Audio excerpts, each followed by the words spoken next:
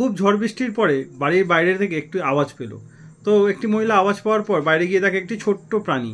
তো প্রাণীটিকে সে হাতে তুললো, হাতে তুলে ওপরের দিকে রাখলো, তারপর স্বচ্ছ জায়গার মধ্যে রাখলো, তাকে পরিষ্কার করলো। কিন্তু সে আরও অনেকগুলো সেরকমই বাচ্চা পেলো, কিন্তু তার মাকে কোথাও দেখতে পেলো না। সে কিসের বাচ্চা সেটাই বুঝতে পারলো না অ্যাকচুয়ালি।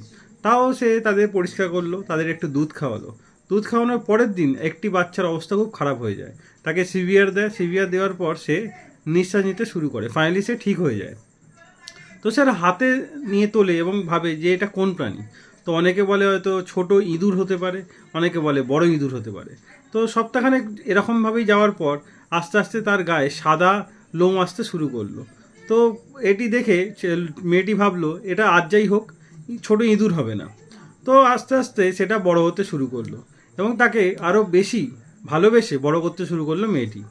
তো আস্তে আস্তে বড় হয়ে গেল। কিছুদিন পর, মাসখানেক পরে সে দেখলো এটি ছোট্ট একটি খরগোশ। সে তাকে দেখেই ভালোবেসে ফেললো। সে যখন আস্তে আস্তে নিজের হাতে তাকে বড় করেছে, তাকে আরও বেশি সে ভালোবেসে ফেললো। আস্তে আস্তে বড় হতে থাকলো, অনেকগুলো খরগোশ একসঙ্গে তাদের ভালো করে দেখাশোনা করতে থাকলো। এমনকি ইন্টারনেট পর্যন্ত সার্চ করতো যাতে তাদের দেখাশোনার কখনো তাদের অভাব না হয়। খরচগুলো এতটাই চিপকু ছিল, যেখানেই মেয়েটি যেত সেখানেই যেত, যা খেতে দিত সেটা খুব ভালোভাবে খেত এবং বাড়ির বড় থেকে ছোট সবার খুব পছন্দের ছিল। তো খরচগুলোকে বাচ্চারা নিজের হাতে খাবার খাওয়াতো। এই খরচগুলো প্রচুর বাচ্চা দিত। তো খরগোশের সংখ্যা প্রচুর হয়ে গেছিল এবং কিছু খরগোশ খুব দুষ্টুমি করতো। কখনো কখনো বাড়ির বিড়ালের সঙ্গেও তারা খেলতো, ঘরের চারিদিকে ছুটে বেড়াতো। কিছু খরগোশ তো আবার পাহারাদারও ছিল এবং কিছু খরগোশের জন্য খেলনাও করে দিয়েছিল, তারা সেখানে খেলতো। তাদের খুব ভালোভাবে সাজাতো এবং মেয়েটি তাদের সঙ্গে রোজ সেলফি নিত। দেখতে দেখতে প্রচুর খরগোশের একটি স্বর্গ হয়ে যায় তার বাড়িটি। মেয়েটি কখনো কিন্তু তাদের থেকে বিরক্ত হয় না। মেয়েটি তাদেরকে রোজ খাবার খাওয়াতো। যত বেশি খরগোশ হতো সে তত বেশি খুশি হতো। কিছু লোক তো এই খরগোশকে কিনতে আসতো, কিন্তু সে তাদের কখনোই বিক্রি করার কথা ভাবতেও পারেনি। তো খরচগুলোর জন্য সে খুব ফেমাস হয়েছিল।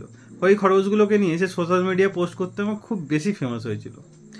তো ভিডিওটি থেকে আমরা এটাই বুঝতে পারি, যদি কোনো প্রাণীকে আপনি মন থেকে ভালোবাসেন এবং তাদের যদি বড় করেন, তারা আপনার সারা জীবন কৃতজ্ঞ হয়ে থাকবে। যেরকম এই খরচগুলো এই মেয়েটির সঙ্গে চিপকু হয়েছিল এবং মেয়েটি কখনোই এদের থেকে বিরক্ত হয়নি, উল্টে এদের প্রতি ভালোবাসা দিনকে দিন বেড়েই চলেছে।